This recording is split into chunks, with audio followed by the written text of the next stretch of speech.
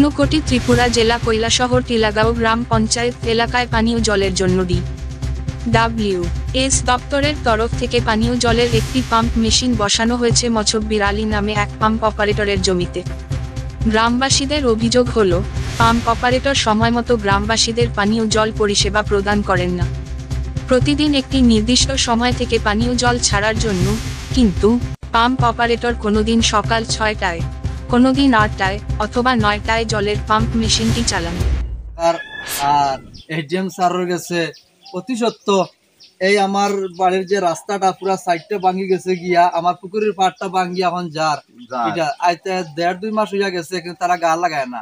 আর এটা অনুরোধ তারপর বিশেষ করিয়া একটা টাইমলি এইখানে আমার এই টিলাবাজার এলাকাত মানে টাইমলি জলটা দেওয়ার লাগিয়ে একটা টাইমে তার মর্জি মতন তাই ছাড়ন জল, এটা তো আমার এলাকার মানুষের মানিয়া নেন না। এতে করে সাধারণ মানুষজনকে ব্যাপক সমস্যায় পড়তে হচ্ছে। এ ব্যাপারে গ্রামবাসীর তরফ থেকে আলিউল্লাহ ও সাইফুল ইসলাম নামে 2 ব্যক্তি জানিয়েছেন, তারা বারবার পাম্প অপারেটরের সাথে যোগাযোগ করেছেন নির্দিষ্ট কোন একটা সময়ে পানীয় জল পরিষেবা গ্রামবাসীদের দেওয়ার জন্য, কিন্তু পাম্প অপারেটর গ্রামবাসীদের কোন কথায় কর্ণপাত করছেন না। তাই সকল গ্রামবাসীরা বাধ্য হয়ে ডি.ডব্লিউ.এস. দপ্তরের আধিকারিকদের নজরে এই বিষয়টি আনার জন্য সংবাদ মাধ্যমের দ্বারস্থ হয়েছেন।